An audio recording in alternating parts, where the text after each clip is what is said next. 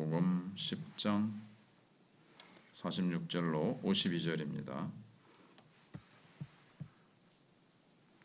그들이 여리고에 이르렀더니 예수께서 제자들과 허다한 무리와 함께 여리고에서 나가실 때에 디메오의 아들인 맹인 거지 바디메오가 길가에 앉았다가 나사렛 예수시란 말을 듣고 소리질러 이르되 다윗의 자손 예수여 나를 불쌍히 여기소서 하거늘 많은 사람이 꾸짖어 잠잠하라 하되 그가 더욱 크게 소리질러 이르되 다윗의 자손이여 나를 불쌍히 여기소서 하는지라. 예수께서 머물러 서서 그를 부르라 하시니 그들이 그 맹인을 부르며 이르되 안심하고 일어나라 그가 너를 부르신다 하매 맹인이 겉옷을 내버리고 뛰어 일어나 예수께 나아오거늘 예수께서 말씀하여 이르시되 내게 무엇을 하여 주기를 원하느냐. 맹인이 이르되 선생님이여 보기를 원하나이다. 예수께서 이르시되 가라 내 믿음이 너를 구원하였느니라 하시니 그가 곧 보게 되어 예수를 길에서 따르니라. 아멘. 오늘 말씀의 주제는 오해와 무지와 욕망의 어둠에서 벗어나 빛으로 거듭난 인생을 살자 하는 겁니다. 사실 이제 마가복음의 2막이 이제 시작이 됐는데 마가복음은 이제 크게 두 부분으로 나누어집니다. 그래서 8장에서 예수님께서 이제 인자가 고난을 받아야 되리라 하는 그 말씀을 하실 때부터 이제 2막이 시작되거든요. 그러고 나서는 맹인 치유로 2막이 시작이 됩니다.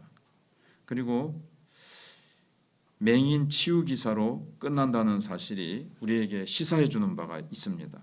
이거는 우리의 영적 상태를 보여주는 겁니다.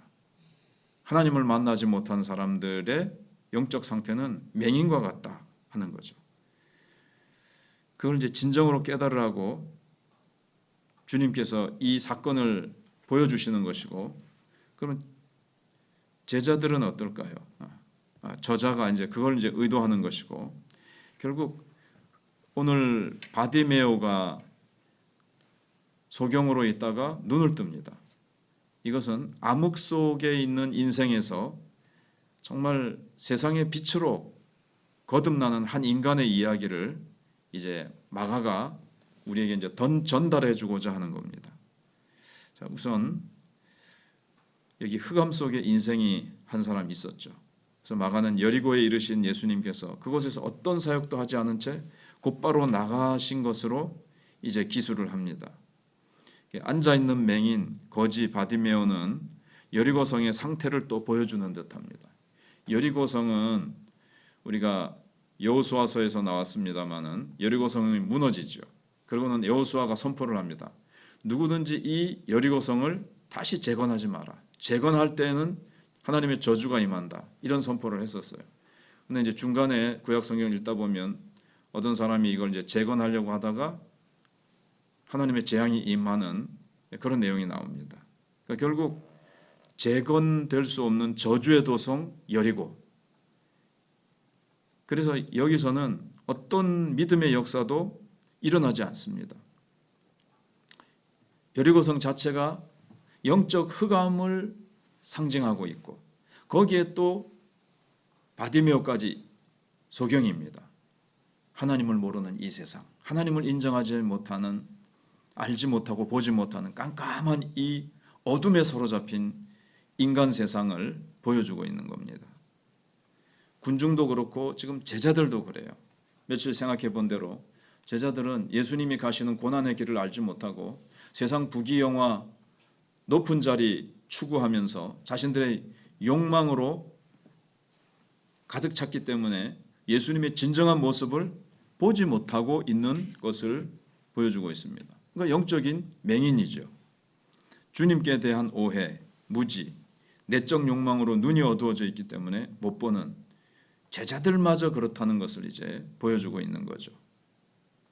그런데 마가는 이 맹인거지 바디메오와 이 저주의 성 여리고를 딱 보여주면서 우리로 하여금 우리의 자신의 영적 상태를 한번 봐라. 너희는 어떠냐? 너희들의 처지도 한번 진단해 보라.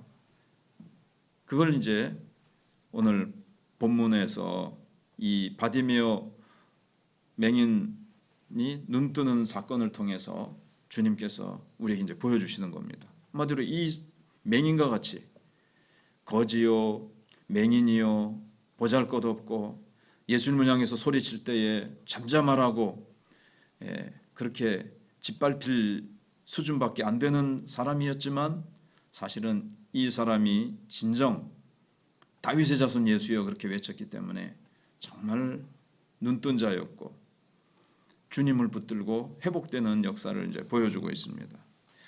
그래서 오랜 세월 흑암 속에 살았던 바디메오는 나사렛 예수시란 말을 듣고는 소리를 지릅니다. 주님을 부릅니다. 누구도 그렇게 부르지 않았던 이름, 다윗의 자손 예수여. 하나님께서 다윗의 자손을 통해서 보내주실 메시아 그분, 우리의 구원자로 오실 예수 그리스도라는 것을 비록 눈은 보이지 않았지만 영적으로는 이 사람이 밝았기 때문에 예수님을 탁 즉시로 알아보고 예수님을 향해서 구원을 요청합니다. 사람들은 예루살렘에서 이루어질 일에 대한 기대에 부풀어 있습니다. 야, 빨리 예수님 한 걸음이라도 빨리 가셔서 지금 왕으로 딱 등극하시면 내가 좌편에 우편에 앉고 거기서 내가 한 자리 차지할 것에 대한 그런 마음으로 다급했는데 이 사람이 지금 몇 분이지만 얼마 걸릴지 모르지만 지금 이게 시간을 지체시킨단 말이에요. 그러니까 성가시죠. 그래가지고 잠잠해라, 조용히 해라 이렇게 합니다. 이 한 형제의 절박한 필요를 보지 못하는 거예요. 자기들의 욕심에 가려서 정말 절박하게 예수님 지나가실 때 그 예수님의 능력으로 눈 뜨고자 하는 그 믿음의 소원을 정말 이렇게 어떻게 보면 무참하게 이제 짓밟아 버리는. 그래서 바디메오를 막 꾸짖고 조용히 하라고 막 나무랍니다. 그런데 바디메오는 굴하지 않습니다. 이게 이제 믿음입니다. 믿음이 있으면요 어떠한 그 방해와 핍박이 있어도 굴하지 않습니다. 계속 기도합니다. 기도하다가 이게 이제 뭐 낙심하거나 여러 가지 환경과 사람의 요인에 의해서 실망하고 기도를 그친다는 것은 믿음이 없다는 얘기예요. 믿음은 정말 얼마나 그 속에 능력이 있고 그 속에 인내가 있는지. 그래서 더 큰 소리를 지르면서 매달리자 예수님께서는 그를 불러오라고 만나 주십니다. 그렇습니다. 어떠한 왕이 와도 예수님은 그 믿음 없이 뭐 교만한 자는 결코 만나 주시지 않지만 사람들이 다 무시하고 조용히 하라고 하고 성가신 존재라고 여기는 바디메오. 그러나 그가 믿음이 있고 그가 간절히 부르짖을 때에 예수님께서 만나 주십니다. 예수님의 발걸음을 멈추게 하는 부르짖음, 믿음의 부르짖음. 주님이 오늘도 우리 곁으로 지나가실 수가 있습니다. 주님이 오늘도 기도의 자리에 오셨다 가실 수가 있습니다.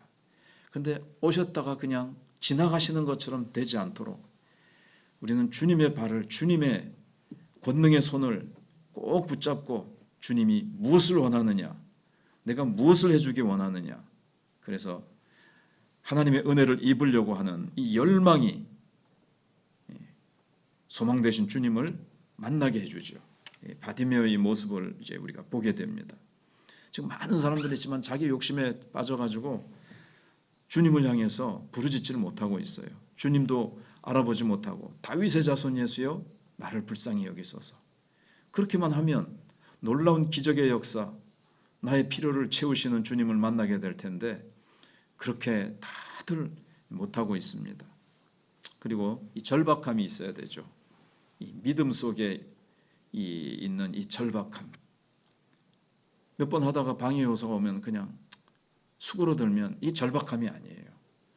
진짜 주님 아니면 안 됩니다. 이 기회가 아니면 나는 끝입니다. 주님이 들어주시지 않으면 안 됩니다. 야곱처럼 야복강가에서 나를 축복하시지 않으시면 나는 당신을 놓아드릴 수가 없습니다. 라는 이 절박한 기도가 우리에게 있어야 됩니다. 얼마나 조용히 하라고 떠들지 말라고 잠잠하라고 막 쥐어박습니까? 그래도 돌파해 나갑니다. 믿음은 돌파해 나갑니다. 사람이 없으면 지붕을 뜯어서라도 달아내리는 이 절박함. 그래서 맹인이라는 상황이 얼마나 지금 어렵습니까? 그래도 다윗의 자손을 알아볼 수 있는 영적 자각만이 믿음의 역사를 일으키는 기회를 만들어냅니다. 그래도 그리스도를 바로 알고 그리스도의 능력을 바로 알면 그리스도께 매달리고 그리스도 앞으로 나가서 우리가 힘차게 어떠한 지금 환경적인 방해 요소가 있고 심리적인 방해 요소가 있을지라도 우리는 주 예수여, 주 예수여, 바람도 잠잠케 하시는 주 예수여, 우리의 눈도 뜨게 하시는 주 예수여, 이렇게 이제 외칠 수 있는 거죠. 그래서 예수님께서 부르시자 바디메오는 겉옷을 내버리고 일어나 주님을 찾습니다. 어제 말씀드린 대로 이게 겉옷 없으면 안 됩니다. 이거 딱 둘둘 말아가지고 꼭 챙기고 갈 수도 있는데 뭐 그게 지금 문제입니까? 주님 만나면 뭐 다 해결되는데 그래서 무엇을 해주기를 원하느냐? 제자들은 좌편 우편 앉게 해달라는데 보기를 원합니다. 물론 육체적으로 보는 것 되지만 저자 마가가 얘기하고자 하는 것은 정말 이 속에 우리의 영적인 눈이 열려야 된다는 거죠. 예수님이 누구신지, 왜 오셨는지, 어디를 향해서 가고 계시는지 그것까지 사실은 깊이 기록은 되어 있지 않지만 우리는 이제 그것까지 볼 수 있어야 되죠. 그의 믿음을 보시고 내 믿음이 너를 구원하였다 이렇게 말씀을 하십니다. 그 당시 소경이 눈을 뜨는 것은 하나님이 아니면 하실 수 없는 일입니다. 지금처럼 뭐 개한 수술이 발달되어 있는 것도 아니고 이거는 불가능한 일인데 당신은 메시아이시고 전능하신 분이십니다. 내 눈을 능히 뜨게 하실 수 있는 분입니다. 라는 믿음을 가지고 있으니까 말씀으로 그를 치료해 주십니다. 내 믿음이 너를 구원하였다. 그래서 눈이 밝아진 바디메오는 제자가 되어서 길에서 주님을 따릅니다. 길에서. 그 길은 어떤 길이었습니까? 세상 영광을 얻기 위한 길이 아니라 지금 예루살렘으로 순환받고 죽음을 향해서 가시는 길입니다. 다른 제자들이 보좌 좌우편에 앉는 그 욕심에 눈이 멀어 있을 때 바디메오는 눈을 뜨게 됐습니다. 지금 왜 이 사건을 여기다가 탁 제자들이 막 높은 자리 차지하려고 싸우는 그 장면 바로 뒤에다가 길 위에서 싸울 때 길 위에서 주님을 따르는 바디메오 사건을 집어넣는가를 우리가 이제 볼 수 있어야 됩니다.